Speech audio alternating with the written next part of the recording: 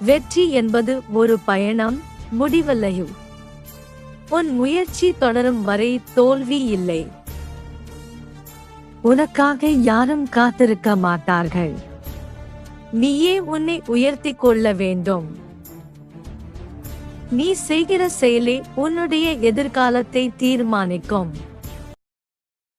வெற்றியைக் காண விரும்புகிறாய் என்றால் தோல்வியைக் கையாள கற்றுக்கொள். தன்னம்பிக்கை உனக்குள் இருந்தால் உலகமே உன் வழியில் நடக்கும். நீ இன்று சோர்ந்தால் நாளைய வெற்றி சாத்தியமில்லை. சவால்கள் இல்லாமல் சாதனை இல்லை. தோல்வி நேர்ந்தால் பயப்படாதே, அது ஒரு பாடம் மட்டும்தான். நம்பிக்கை உடையவன் எப்போதும் ஜெயிக்கிறான்.